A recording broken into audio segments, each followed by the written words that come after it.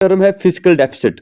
Physical deficit क्या होता है? Physical deficit occurs when a government's total expenditure exceeds its total revenue. जब government का जो रेवेन्यू आता है, जो इनकम आती है, उसके मुकाबले में जो उनका एक्सपेंडिचर होता है वो एक्सीड हो जाता है, वो ज्यादा हो जाता है, यानी इनकम कम है, एक्सपेंडिचर ज्यादा है। इन अ फाइनेंशियल ईयर, एक साल के अंदर जब हम देखते हैं कि कितना हमारी स्टेट ने खर्च किया, इनकम कितनी आई थी और एक्सपेंडिचर अगर उससे ज्यादा हुआ, उसको हम इकोनॉमिक्स में फिजिकल डेफिसिट बोलते हैं। Represent the total amount of money the government must borrow to bridge the gap. अब इसके लिए क्या करना पड़ता है? गवर्नमेंट को पैसा बोरो करना पड़ता है, लोन लेना पड़ता है। जैसे हम देखते हैं जो डेवलपिंग कंट्रीज है या थर्ड वर्ल्ड कंट्रीज है, उनको हमेशा फिजिकल डेफिसिट की प्रॉब्लम हो जाती है कि इनकम कम होती है, एक्सपेंडिचर ज्यादा होता है, इस वजह से उनको लोन्स लेने पड़ते हैं, मनी बोरो करना पड़ता है। It is a crucial indicator of economic health, often expressed as a percentage of GDP, reflecting the sustainability of government spending. ये एक इंडिकेटर है आपकी इकोनॉमिक हेल्थ का। इकोनॉमिक हेल्थ मीन्स कि फिजिकल डेफिसिट से पता चलता है कि एक कंट्री की इकोनॉमिक कंडीशन क्या है, उनका नंबर क्या है, वो किस लेवल पे है, क्योंकि ये बेसिकली आपकी जीडीपी की जो परसेंटेज है उसको डिस्कस करता है। और गवर्नमेंट की जो स्पेंडिंग है, गवर्नमेंट कितना खर्चा करती है, वो चीज यहाँ पे दिखाता है। तो शॉर्ट में ये बोलेंगे कि फिजिकल डेफिसिट होता है जब आपकी आमदनी कम हो और खर्चा ज्यादा हो। Number 2 is gilt edge market. Gilt edge market का मतलब क्या होता है इकोनॉमिक्स में? A gilt edge market is a usually high liquidity, low risk and secure market for trading of government issued bonds and treasury bills. Gilt edged market को हम बोलते हैं एक ऐसा मार्केट होता है जहां पर बहुत कम रिस्क होती है, बहुत कम चांसेस होते हैं कि आपका पैसा डूबेगा। तो ये अक्सर कहां पर होता है? जो गवर्नमेंट ट्रेडिंग होती है, जो गवर्नमेंट बॉन्ड्स देती है या जो गवर्नमेंट की ट्रेजरी बिल्स होती है, वहां पर जब आप इन्वेस्ट करते हैं तो उसको हम गिलिट एज मार्केट बोलते हैं। These securities known for being safe investments with minimal default risk or primarily used to finance or government debt। तो ये जो इन्वेस्टमेंट यहाँ पे आप करते हैं वो सेफ होता है, इसमें बहुत कम चांसेस रिस्क लेने के होते हैं। जैसे आप बोलेंगे LIC, ये LIC जो है life insurance corporation of India, आप वहाँ पे इन्वेस्टमेंट करते हैं, कोई पॉलिसी लेते हैं, तो उसमें बहुत कम रिस्क के चांसेस होते हैं कि आपका पैसा नहीं डूबेगा, क्योंकि ये गवर्नमेंट के साथ इसका लिंक होता है। The market is dominated by institutions such as banks, insurance companies and central bank। तो इसमें बैंक्स आते हैं, जो भी हमारा स्टेट बैंक हो, J&K बैंक हो, या जितने भी गवर्नमेंट के बैंक्स है, या इंश्योरेंस कंपनीज जो है, या सेंट्रल बैंक है, ये इस कैटेगरी में आते हैं। क्योंकि यानी अगर आप SBI में, अगर आप J&K बैंक में, अगर आप किसी LIC कंपनी में जो गवर्नमेंट की कंपनी होती है, उनमें अगर आप पैसा इन्वेस्ट करते हैं तो इसको हम गिलिट एज मार्केट बोलते हैं। यहाँ पे ट्रेडिंग करने का, मार्केटिंग करने, इन्वेस्टमेंट में आपको बहुत कम चांसेस रिस्क के होते हैं। अच्छा, थर्ड है डिफ्लेशन, यानी इन्फ्लेशन का अपोजिट है डिफ्लेशन। इन्फ्लेशन होता है यानी जब गुड्स की प्राइस इंक्रीज होती है। तो डिफ्लेशन क्या होता है? Deflation is sustained broad based decrease in the general price level of goods and services, resulting in a negative inflation rate and increased purchasing power for money. यानी deflation होता है जब गुड्स और सर्विसेज की price कम हो जाती है, decrease हो जाती है, यानी महंगाई नहीं बल्कि महंगाई के मुकाबले में सस्ती चीजें मार्केट में आ जाती है, प्राइसेस की, गुड्स की जो प्राइस है वो डिक्रीज हो जाती है। तो इससे क्या होता है? परचेजिंग पावर ऑफ मनी जो है इंक्रीज हो जाता है, लोग ज्यादा चीजें खरीद पाते हैं। It typically signals economic weakness, often caused by reduced demand, tighter monetary policy, or increased production efficiency, which can lead to deflation spiral। यानी इससे क्या होता है? ये सिग्नल दिखाता है इकोनॉमिक वीकनेस का, कि आप इकोनॉमिक वीकनेस है, यानी आप इकोनॉमिकली वीक हो गए हैं, कि आप चीजों की प्राइसेस जो है डिक्रीज कर रहे हैं। तो फिर इससे क्या होता है? Often caused by reduced demand. तो इससे क्या होता है कि जो डिमांड होती है वो रिड्यूस हो जाती है और मॉनेटरी पॉलिसी जो है वो इंक्रीज हो जाती है। और ये डिफ्लेशन जो है ये बेसिकली यानी चीज़ों की प्राइस नॉर्मल रहनी चाहिए, ये डाउन भी नहीं होना चाहिए कि मार्केट में जो चीज़ आती है उसकी कोई रेट ही नहीं है। अच्छा, तीसरी टर्म होती है recession.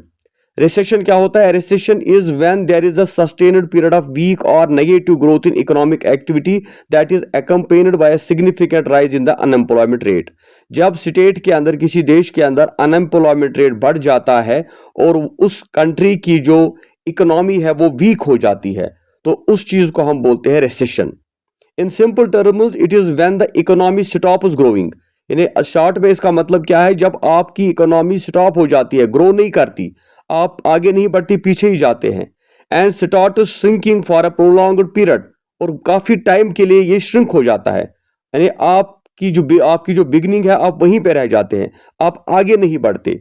Think of it like a cooled for economy, इसको हम कूल्ड ऑफ इकोनॉमी भी कहते हैं कि आपकी इकोनॉमी ठंडी हो गई है, कमजोर पड़ गई है, वीक हो गई है, आप इकोनॉमिकली पीछे चले जाते हैं, उसको बोलते हैं रिसेशन। अच्छा, एक और टर्म है यहाँ पे साइक्लिकल अनएम्प्लॉयमेंट। साइक्लिकल अनएम्प्लॉयमेंट क्या होता है, is joblessness caused by economic downturns, recessions or contradictions in a business cycle, where reduced consumer demand for goods and services leads to lower production and widespread layouts। यानी cyclic unemployment उस unemployment को कहते हैं, उस joblessness को कहते हैं जो इकोनॉमिक डाउनटर्न से होती है। यानी जब आपके यहाँ रिसेशन हो जाता है, आपकी इकोनॉमी डाउन हो जाती है, तो उससे अनएम्प्लॉयमेंट जनरेट हो जाती है, जॉबलेसनेस हो जाती है, लोगों को जॉब नहीं मिलता या लोगों को जॉब से निकाला जाता है, तो इसको हम बोलते हैं साइक्लिकल अनएम्प्लॉयमेंट। अच्छा, पर कैपिटा इनकम, तो जैसे आपने जीडीपी और जीएनपी पढ़ा था, तो उसमें क्या होता है, per capita income is a key economic metric representing the average annual income earned by person in a specific area, country, state और सिटी। यानी एक स्टेट के अंदर, एक कंट्री के अंदर या एक सिटी के अंदर जो लोग रहते हैं, उनकी एवरेज इनकम क्या है, यानी एक बंदे का इनकम क्या है। अगर हम देखेंगे इंडिया में इतने लोग रहते हैं, मोर देन 1 बिलियन पॉपुलेशन हमारी है, तो अगर हम इसको कैलकुलेट करेंगे कि हमारे पास जो इनकम है, यानी it is calculated by dividing total income, जो हमारा जीडीपी है इसको हम डिवाइड करते हैं पॉपुलेशन से, by the number of population. यानी अगर हमारा जीडीपी 10 बिलियन है, तो हम इसको डिवाइड करेंगे कि हमारे पास कितनी पॉपुलेशन है, और वहां पर जो निकलेगा वो हमारा पर कैपिटा इनकम होता है, यानी average annual income of a person. तो ये इससे पता लगता है कि आपके लोगों के लाइफ का स्टैंडर्ड क्या है।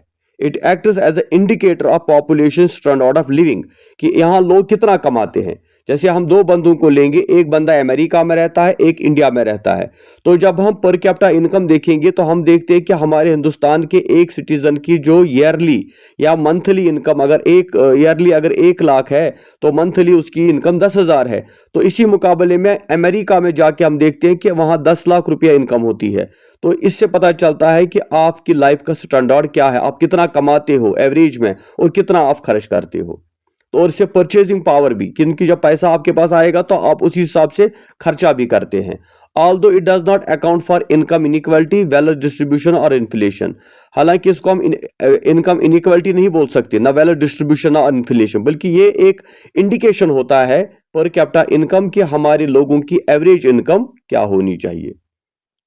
ठीक है।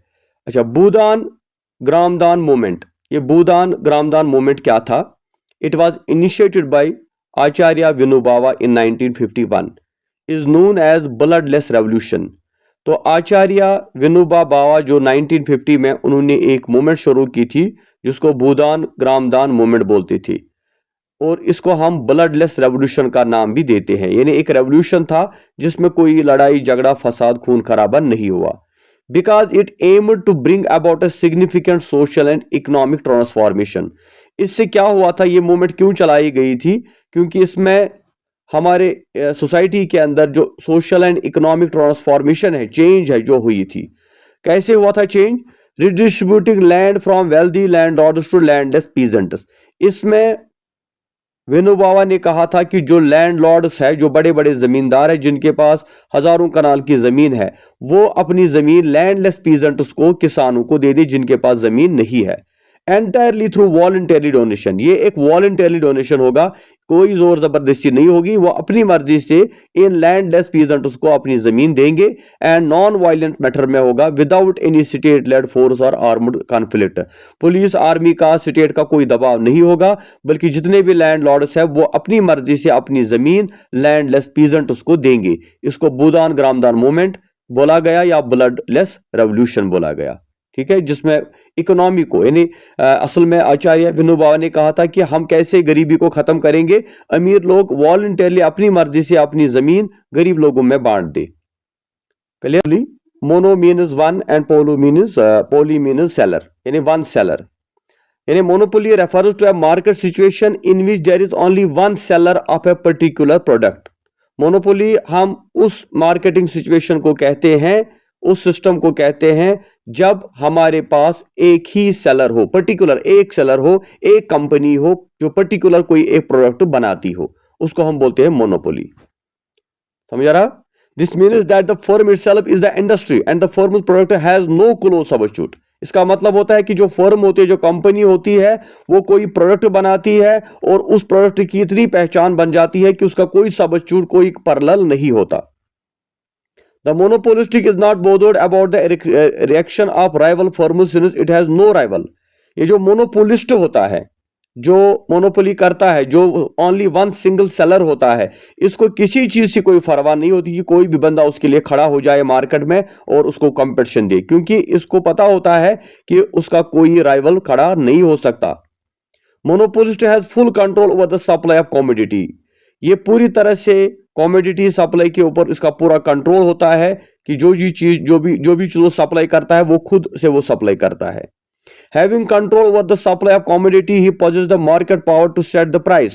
तो जब ये सारी चीजें खुद ही बनाता है तो उससे क्या होता है, वो इन चीजों की प्राइस भी खुद ही सेट करता है. यानी उसको अपनी प्राइस जो उसकी मर्जी होगी, जो वो प्राइस रखेगा वो रख सकता है, उसको इसकी प्राइस कम करने की जरूरत नहीं है. So monopoly is a market situation in which there is a single seller. There are no close substitutes of the community it produces. There are barriers to entry. Under pure monopoly, there is a single seller in the market. Monopolist demand is market demand. The opponent is the price maker.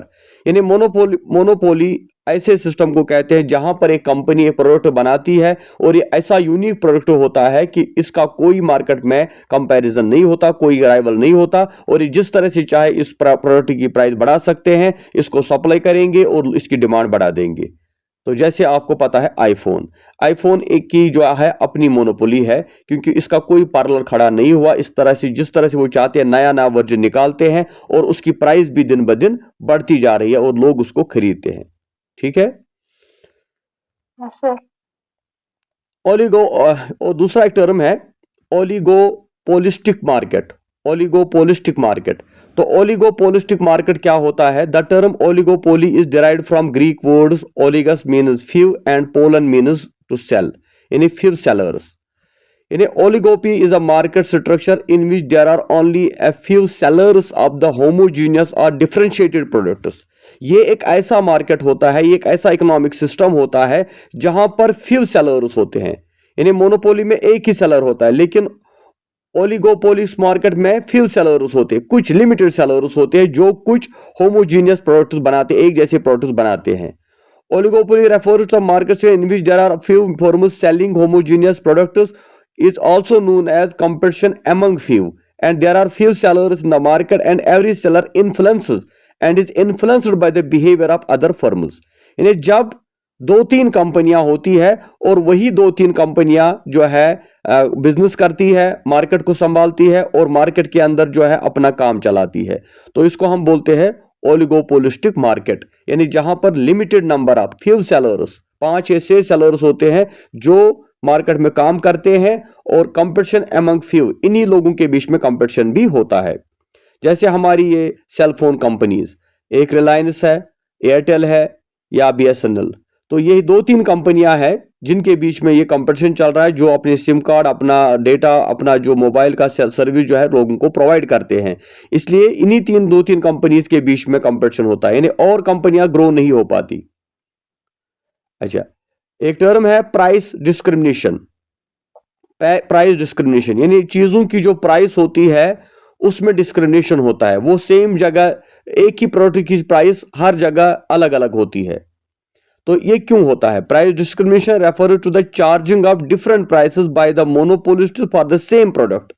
यानी price discrimination का मतलब है कि product तो same है, चीज तो एक ही है, लेकिन उसकी कीमत अलग अलग होती है, अलग अलग जगहों पे अलग अलग होती है, या अलग अलग लोगों के लिए अलग अलग मार्केट्स में अलग अलग होती है, क्योंकि ये मोनोपोलिस्टिस होता है. क्योंकि जो कंपनी ये चीज बनाती है, ये उनके बस में होता है कि वो इसकी प्राइस, इसका टैग क्या लगा देंगे. Price discrimination refers to the practice of seller to sell the same product at different prices to different buyers.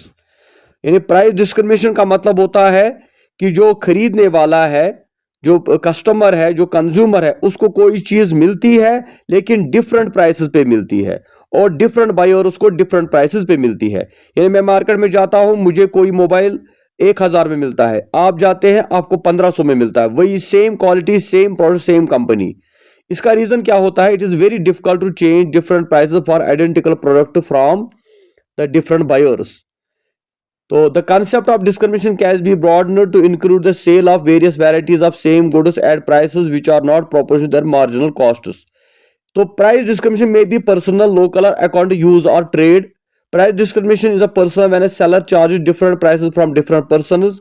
When the seller charges different person for different localities or places.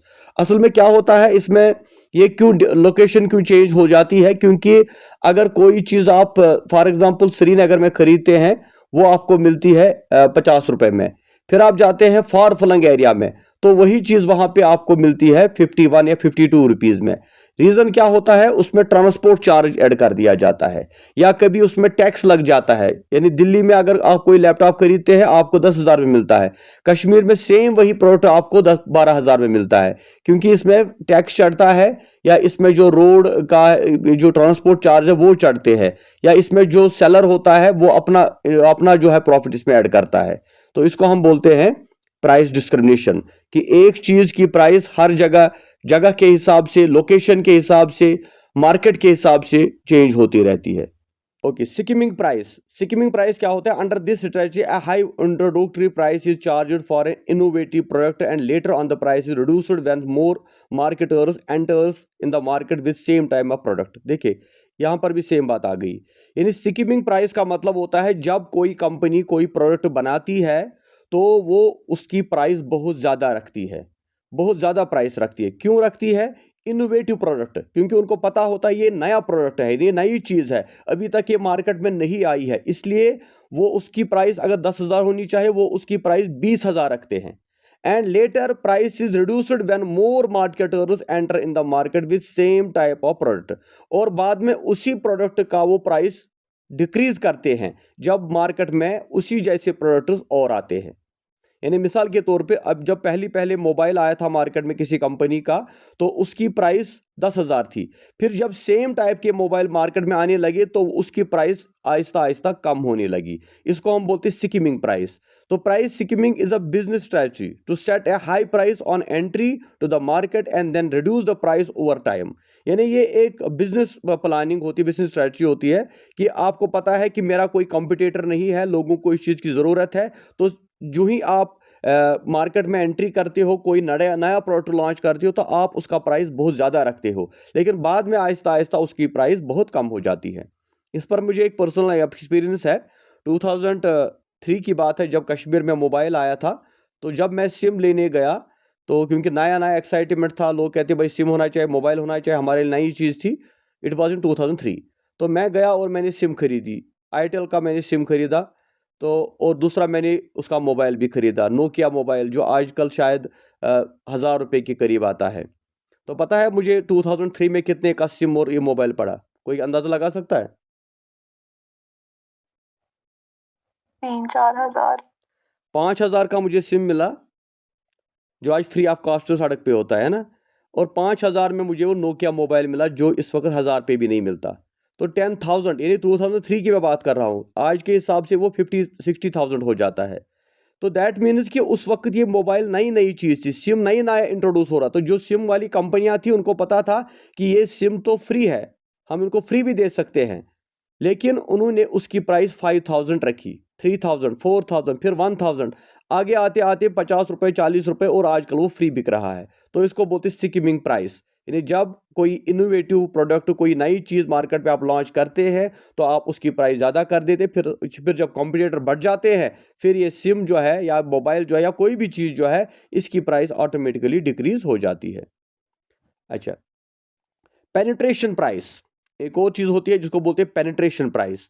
तो penetration price क्या होता है? This strategy aims at achieving the maximum market penetration by charging a low price to create large volume of sales. ये इसका opposite है। Penetration price यानी आप market में कोई चीज लाते हैं लेकिन उसकी प्राइस बहुत कम कर देते हैं, यानी आप सस्ती, अगर आपको ये चीज आप 1000 में बेच सकते हो, आप उसकी प्राइस 100 रुपीज रखते हो, यानी आप लो प्राइस, सबसे कम प्राइस, यानी इसमें चांसेस होते हैं कि आप प्रॉफिट भी नहीं रखते। To create large volume of sales, ये आप क्यों करते हैं, क्यों आप अपने आप को घाटे में डालते हैं? असल में आपका मकसद होता है लार्ज वॉल्यूम ऑफ सेल्स, आप चाहते हैं ज्यादा से ज्यादा प्रोडक्ट लोगों में चले जाएं। जैसे यही आजकल जो कंपनियां हैं वो फ्री ऑफ कॉस्ट सिम देती है, कम से कम वो 5 रुपए 10 रुपए चार्ज कर सकते हैं या 50 रुपए भी कर, लेकिन वो फ्री सिम क्यों देते हैं? क्योंकि उनको वो चाहते हैं कि लार्ज वॉल्यूम ऑफ सेल्स हो, यानी घर घर हमारा सिम चला जाए ताकि फिर लोग इसका यूज करेंगे और हम इसका फायदा उठाएंगे। Sir the objective of the firm is to maximise it sales in short run, इसका मकसद होता है कि कंपनी चाहती है उसकी सेल्स बढ़ जाए, शॉर्ट टाइम में मैक्सिमाइज करे अपनी सेल्स को। The penetration strategy keeps initially low price, aim it at high sales, keeping competitors away. तो ये क्यों ये करते हैं? ये चाहते हैं कॉम्पिटिटर्स दूर हो जाए, यानी जो कॉम्पिटिटर है, जो आपके कंपटीशन में है, वो आपका मुकाबला ना कर सके, आप इतनी रेट डाउन कर देते हैं। जो कुछ साल पहले जियो ने किया था, जो ही जियो लॉन्च हुआ, यहाँ पे एयरटेल नंबर 1 पे चल रहा था, बीएसएनएल चल रहा था, वोडाफोन था, बाकी कंपनीज थी।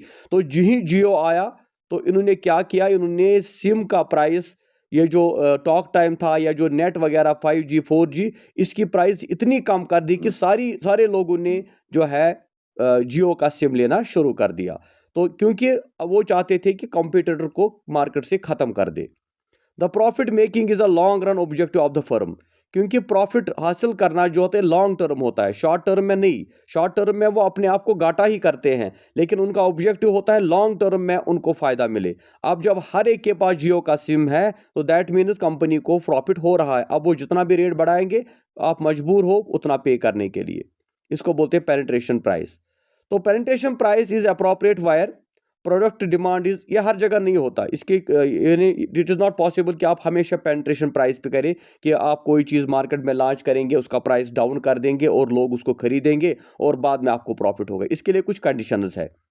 Number 1 is product demand is highly price flexible, कि जो प्रोडक्ट की डिमांड है हाईली प्राइस फ्लेक्सिबल, यानी उसकी जो लोग प्रोडक्ट की जो डिमांड है उसका प्राइस जो है आपको फ्लेक्सिबल रखना है, बहुत हाईली फ्लेक्सिबल रखना है।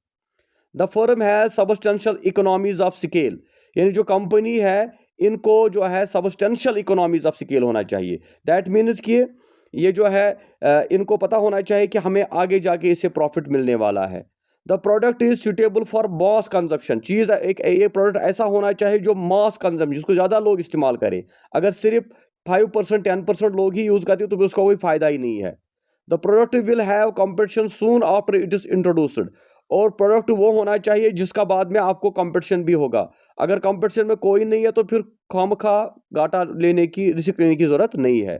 The product has high industry standard, the penetration price policy is also known as, हाँ the product has high industry standard, जो प्रोडक्ट है इसका स्टैंडर्ड भी अच्छा होना चाहिए, यानी ऐसा नहीं कि आप ऐसी डुप्लीकेट चीज मार्केट में डालते हो, तो ये स्टैंडर्ड भी इसका अच्छा होना चाहिए। ठीक है, चलिए यस सर। आगे बढ़ते हैं। अब एक कंसेप्ट है हमारे इकोनॉमिक्स में, वो है वेजेस, सैलरी, तनख्वाह। ये वेजेस का पॉइंट क्या है और ये वेजेस क्यों दी जाती है, इसको हम इकोनॉमिकली अगर डिफाइन करते हैं तो wages are price paid for the services rendered in production by labour, whether mental और फिजिकल। जब एक लेबर, जब एक मजदूर, जब एक एम्प्लॉई अपना मेंटल और फिजिकल जो है सर्विस देता है, उस सर्विस के बदले उसको वेजेस मिलते हैं, सैलरी मिलती है। यानी एक डॉक्टर, एक टीचर, जो भी कोई है, जब वो अपनी सर्विस देता है, चाहे वो फिजिकल सर्विस दे या मेंटल सर्विस दे, है ना, जैसे डॉक्टर मेंटल सर्विस देता है, लेबर मजदूर जो है वो फिजिकल सर्विस देता है, तो उसके बदले में जो उसको प्राइस दी जाती है उसको हम बोलते हैं wages. It is inclusive of all payments which are made by labour, wages of a labour और fees of a doctor are all included in the wages. चाहे मजदूर हो चाहे डॉक्टर हो, उसको जो सैलरी दी जाती है, तनख्वाह दी जाती है, पैसा दिया जाता है, वो वेजेस कैटेगरी में आता है।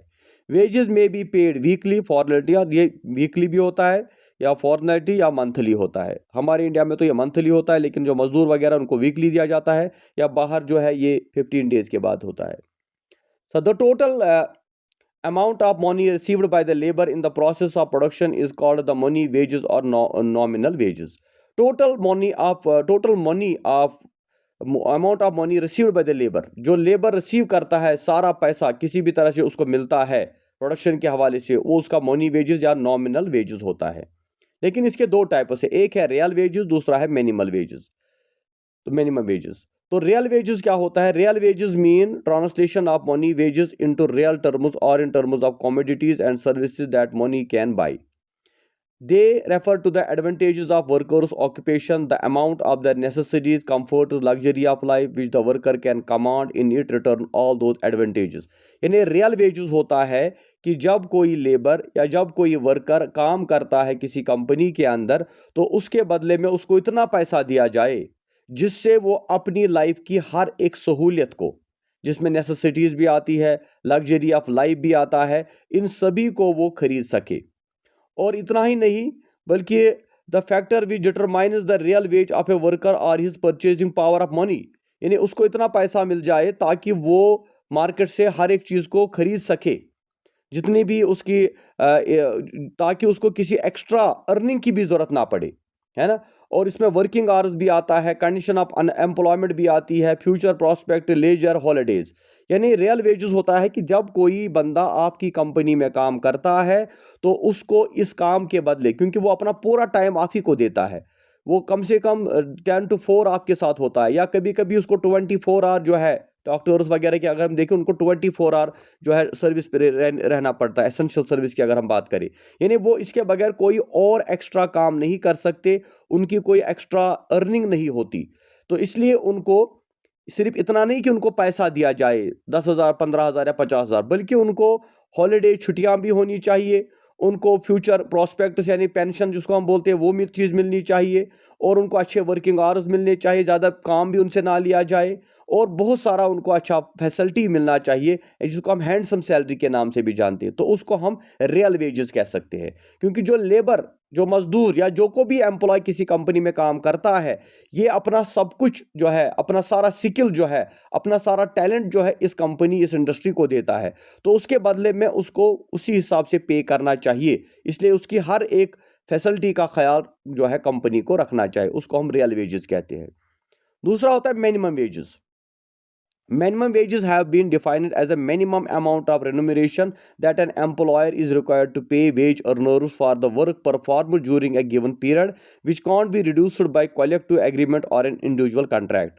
Minimum wages होती है कि जो एक रीजनेबल अमाउंट है, जिससे एक इंडिविजुअल की जो है बेसिक नीड पूरा हो सकती है, और इसमें जो है इसमें कोई कॉन्ट्रैक्ट नहीं, आप इसको कम भी नहीं कर सकते। यानी मिनिमम वेज होता है कि कम से कम इतना तो आपको पे करना है, इससे कम आप पे नहीं कर सकते। यानी आप एम्प्लॉय को फॉर ग्रांटेड नहीं ले सकते कि ये मेरे यहाँ काम करता है तो जो मेरी मर्जी हो दे दूं, बल्कि मिनिमम वेजेस होना चाहिए। हालांकि बहुत सारी कंट्रीज में मिनिमम वेजेस एक्ट बनाया गया है, कंपनीज को बोला गया है कि आप इससे ज्यादा कम नहीं दे सकते, इससे ज्यादा ही दे दोगे, इससे कम नहीं दे सकते।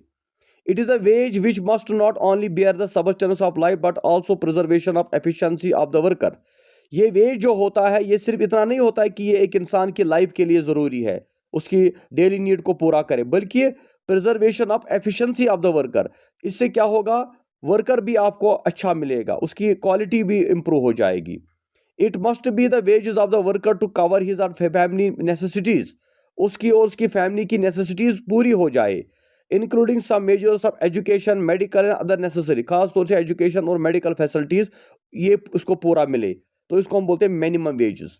यानी रियल वेजेस और मिनिमम वेजेस ये दो चीजें हैं। रियल वेजेस में एक कंपनी, एक ऑर्गेनाइजेशन, एक डिपार्टमेंट अपने एम्प्लॉय की हर एक सहूलियत का ख्याल रखता है, इवन प्रेजेंट में नहीं बल्कि फ्यूचर का भी ख्याल रखता है, क्योंकि ये मजदूर जो है, ये लेबर जो है, ये एम्प्लॉय जो है, ये अपना सारा स्किल जो है इस कंपनी को देता है। लेकिन मिनिमम वेज होता है कि बेसिक नीड आपको कम से कम इसकी पूरी करनी है, ताकि ये आपके, क्योंकि आपके लिए काम करता है। जैसे हम डेली वेजर्स की बात करें, जिनको 3,000 4,000 मंथली दिया जाता है, या कुछ लोगों को 2,000 दिए जाते हैं, तो ये मिनिमम वेजेस एक्ट जो है उसकी पूरी तरह से वायलेशन है, क्योंकि इससे उसकी बेसिक नीड पूरा नहीं हो सकती है। तो इसीलिए रियल असल पहले तो आपको रियल वेजेस देनी चाहिए, लेकिन अगर उतना ना दे सको तो कम से कम मिनिमम वेजेस एक्ट होना चाहिए। ठीक है। यस। अच्छा जी। उसके बाद आता है इंटरेस्ट। तो इंटरेस्ट क्या होता है? Interest is an amount which is paid by a borrower for using funds belonging to someone else. यानी जब एक बोरोवर किसी दूसरे का पैसा लेता है तो उसके बाद जब उसको पे करना है वापस तो विदाउट इंटरेस्ट वो पे नहीं करेगा, उसमें आपको इंटरेस्ट देना पड़ता है। यानी अगर मैं किसी से 10,000 रुपये लेता हूँ कर्जे के तौर पे, तो जब मैं उसको वापस पे करूँगा उसमें मुझे थोड़ा एक्स्ट्रा देना पड़ेगा, और जो एक्स्ट्रा मुझे देना पड़ेगा उसको बोलते हैं इंटरेस्ट, जिसको हम उर्दू हिंदी इस्लाम में सूद बोलते हैं, जो असल में हराम है। क्योंकि अगर आप किसी को पैसा देते हो तो आपको उतना ही उससे वापस लेना चाहिए। लेकिन ये जो इंटरेस्ट का कंसेप्ट है ये असल में हमारे इकोनॉमिक्स में, हमारे बैंकिंग सिस्टम में आता है, क्योंकि हमारा इकोनॉमिक सिस्टम जो है वो इसी इंटरेस्ट पे चलता है, खासतौर से हमारा banking system. So a lender can part with money for some time limit as he would like to use the money for his own requirements। जब कोई लेंडर पैसा लेता है देता है तो उसके बदले में जो है उसकी जो रिक्वायरमेंट होती है, जब वो पूरी हो जाती है तो उस पूरी रिक्वायरमेंट पूरी करने के बाद वो उसका कुछ हिस्सा इसको दे देता है। Thus timing is an important consideration in the borrowing and lending transaction as the time element should be suitable to borrower and the later। इसमें टाइम एलिमेंट होता है, कितने टाइम तक आपको पे करना है और कितने टाइम तक आपको कितना इंटरेस्ट चढ़ेगा। तो इंटरेस्ट जो है असल में ये आप देखते हैं कि जो हमारे बैंक्स होते हैं जब वो हमें लोन्स वगैरह प्रोवाइड करते हैं या जब हम वहाँ पे अपना अमाउंट रखते हैं तो उस अमाउंट का भी वो इंटरेस्ट देते हैं, जो वो वहाँ से देते हैं उसका भी, जो हम यहाँ से लेते हैं उसका भी। तो ग्रॉस इंटरेस्ट इसमें एक कैटेगरी है, the whole of the income received by the lender from the borrower is gross interest. तो ग्रॉस इंटरेस्ट होता है जो आप बोरोवर से लेते हैं। उसमें आता है net interest, insurance against risk, payment for inconvenience, reward for management. तो ये इंटरेस्ट हम क्यों लेते हैं, इसका क्या रीज़न है? जब हम किसी को पैसा देते हैं तो हम फिर उससे क्यों इंटरेस्ट लेते हैं? उसमें क्या होता है कि इंश्योरेंस अगेंस्ट द रिस्क, यानी अगर इसमें इसमें रिस्क कवर होती है, पेमेंट फॉर इनकन्वीनियंस होता है इसमें, रिवार्ड फॉर मैनेजमेंट होता है, या नेट इंटरेस्ट। तो ग्रॉस इंटरेस्ट में नेट इंटरेस्ट भी आता है, इंश्योरेंस अगेंस्ट रिस्क भी आता है, पेमेंट फॉर इनकन्वीनियंस भी आता है और रिवार्ड फॉर मैनेजमेंट भी आता है। इसी तरह दूसरा इसका है net interest is a part of gross interest, it is inclusive of several other payments and charges of inconvenience and risks involved in the landing operation. क्योंकि जब कोई बंदा आपको पैसा देता है तो इसमें उसको रिस्क कवर भी देखना होता है कि इसीलिए वो आपसे इंटरेस्ट लेता है, क्योंकि इसको पता होता है कि अगर आपने इसको पैसा दिया है तो इसमें खतरा है कि वो पैसा खाएगा भी। जैसे बैंक किसी को लोन देता है तो इनको ये भी इसमें परेशानी होती है कि ये पैसा वापस आएगा भी नहीं, इसीलिए वो इंटरेस्ट चार्ज करते हैं, ताकि अगर एक बंदा पैसा खाएगा भी तो बाकी लोगों से हम वसूल कर सकते हैं वापस। अच्छा, इसी तरह होता है प्रॉफिट। तो प्रॉफिट क्या है? Profit is defined as a reward received by an entrepreneur by combining all the factors of production to serve the need of individual in the economy faced with uncertainties। जब कोई company कोई product launch करती है या कोई भी individual कोई product launch करता है, तो जब वो मार्केट में उस चीज़ को लॉन्च करता है और लोगों को उस चीज़ की ज़रूरत होती है, लोग उस चीज़ का इस्तेमाल करते हैं, तो वो उनको फ्री ऑफ कास्ट नहीं देता, बल्कि वो अपना उसमें उसको रिवॉर्ड एक मिलता है, उसके बदले में उसको एक फ़ायदा मिलता है जिसको हम प्रॉफिट बोलते हैं। यानी अगर वो चीज़ आप तक पहुंचाता है तो वो उसको उसी रेट पे नहीं देगा आपको जिस रेट पे उसको मिला है, बल्कि वो उसमें अपना प्रॉफिट भी रखता है। तो profit in economics terms as a pure profit और इकोनॉमिक प्रॉफिट और जस्ट प्रॉफिट। जब हम प्रॉफिट की बात करते हैं तो इसमें तीन कैटेगरीज आती है। एक आता है प्योर प्रॉफिट या जिसको हम इकोनॉमिक प्रॉफिट भी बोलते हैं, दूसरा होता है जस्ट प्रॉफिट। यानी दो प्रॉफिट्स है, प्रॉफिट प्योर प्रॉफिट या इकोनॉमिक प्रॉफिट, दूसरा होता है जस्ट प्रॉफिट।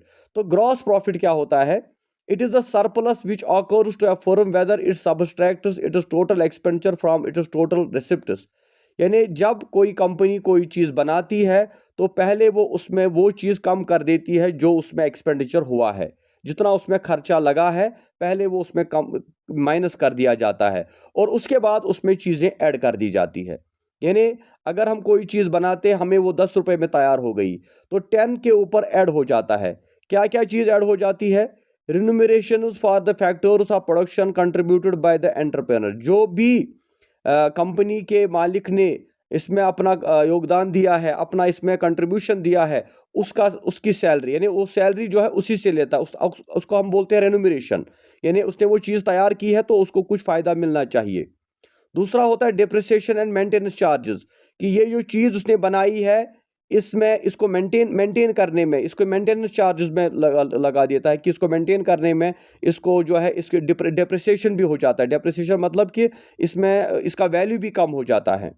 इसी तरह एक्स्ट्रा पर्सनल प्रॉफिट, फिर वो इसमें एक्स्ट्रा अपना प्रॉफिट रखता है। और लास्ट में होता है नेट प्रॉफिट, यानी जो कोई ग्रॉस प्रॉफिट का मतलब होता है कि अगर कोई चीज़ आपको 10 रुपये में तैयार हुई है, फिर आप उसमें अपना लेबर भी ऐड करते हैं, उसमें आप मेंटेनेंस चार्ज भी ऐड कर देते हैं, उसमें आप एक्स्ट्रा प्रॉफिट भी रखते हैं, यानी सारी चीज़ें जब उसमें ऐड कर दीजिए तो फिर वो बन जाता है नेट प्रॉफिट। तो नेट प्रॉफिट क्यों लिया जाता है, ये इतना, अगर 10 रुपए में चीज़ तैयार हुई है तो ये 50 इसमें ऐड क्यों करते हैं, इसमें आप अपना चार्ज भी रखते हैं, मेंटेनेंस चार्ज भी रखते हैं, फिर एक्स्ट्रा प्रॉफिट भी रखते हैं। उसका रीज़न क्या होता है, the remaining balance of deduction the first three items of gross profit, the net profit is a reward for, number one, reward for coordination, यानी आपको ये रिवार्ड, आपको ये प्रॉफिट इसलिए मिलता है क्योंकि आपने कोऑर्डिनेशन की है, यानी आप इस चीज़ को लोगों तक पहुंचाते हैं। रिवार्ड फॉर रिस्क टेकिंग, क्योंकि आपने रिस्क ली है, आपने ये प्रोडक्ट लॉन्च किया है, हो सकता है ये प्रोडक्ट नहीं चलेगा, आपने रिस्क ली है तो इस रिस्क का अवार्ड आपको मिलता है। रिवार्ड फॉर इनोवेशन, आपने ये नई चीज़ बनाई है, तो ये किसी ने आज तक नहीं बनाई थी, तो इसलिए आपने ये बनाई है तो उसका रिवार्ड, इसीलिए आप इसमें इतना प्रॉफिट रखते हो। इसीलिए कभी कभी आपको लगता होगा कि कोई कंपनी अगर कोई चीज़ लॉन्च करती है तो इसकी प्राइस ज़्यादा क्यों होती है, क्योंकि इसमें रिस्क कवर भी होना चाहिए, इसमें इनोवेशन भी होता है, इसमें कोऑर्डिनेशन भी होती है। क्लियर? अच्छा, लास्ट पॉइंट यहाँ पे है perfect competition. Perfect competition is a theoretical market structure defined by numerous buyers and sellers. जब हम परफेक्ट कंपटीशन, उस कंपटीशन को कहते हैं, उस मार्केट स्ट्रक्चर को कहते हैं जहां पर न्यूमरस बायर्स और सेलर, जहां पे बायर्स भी हजारों हो और सेलर्स भी हजारों हो। आइडेंटिकल होमोजीनियस प्रोडक्ट, जहां पर एक जैसे प्रोडक्ट्स हो। Perfect competition and no barrier to entry और एग्जिट, इसमें कोई बैरियर नहीं होता, कोई भी इस कंपटीशन में जा सकता है। जैसे हम देखते हैं हमारे दुकानदार, जो लोकल दुकानदार होते हैं, वहाँ पे हर एक दुकान के ऊपर आपको हर एक चीज़ अवेलेबल होगी, और सेलर्स भी हज़ारों हैं, लोग आते हैं किसी भी दुकान पे अपनी मर्जी का कोई भी चीज़ खरीदते हैं, तो यहाँ नहीं मिलेगी वहाँ मिलेगी। इसमें कोई ब्रांड सिस्टम नहीं होता, कोई पर्टिकुलर शॉप नहीं, कोई पर्टिकुलर कंपनी नहीं होती। आप किसी भी दुकान पे जाके कोई भी सब्जी फ्रूट वगैरह खरीदते हैं और वहाँ से आपको मिल जाता है। इसको हम बोलते हैं perfect competition. Firms are price takers, meaning they must accept the balance price market and individual actions can't influence it. तो फर्म्स जो होती है, दे आर प्राइस टेकर्स, यानी वो देखते हैं परफेक्ट कंपटीशन में, वो ये देखते हैं कि जितनी भी कंपनीज हैं हम उसी के हिसाब से जो है लोग चीज़ों की प्राइस रखते हैं। यानी यहाँ पर किसी की मोनोपोली नहीं चलती कि एक दुकानदार बोलेगा मैं एप्पल आपको 2000 में दूंगा और दूसरा बोलेगा मैं 200 में दूंगा, और वो कहेगा नहीं मेरी एप्पल में ये कोई खासियत है। तो परफेक्ट कंपटीशन में बायर्स भी बहुत सारे होते हैं, सेलर्स भी, यानी पूरा ओपन मार्केट होता है, ओपन कंपटीशन होता है। ठीक है। फिर है monetary policy. So monetary policy refers to the action taken by the nation's central bank such as RBI to manage money supply, credit availability and interest rate to achieve macroeconomic goals like price stability, low inflation and sustainable economic growth. Monetary policy क्या होती है? ये एक action लिया जाता है banks की तरफ से, क्यों? टू मैनेज मनी सप्लाई, ताकि पैसे की सर्कुलेशन हो जाए, क्रेडिट अवेलेबिलिटी हो, लोगों को लोन मिल जाए, इंटरेस्ट अचीव हो, और जो हमारी इकोनॉमिक ग्रोथ हो, जो इन्फ्लेशन है उसको कंट्रोल किया जाए। इसको हम मॉनेटरी पॉलिसी बोलते हैं।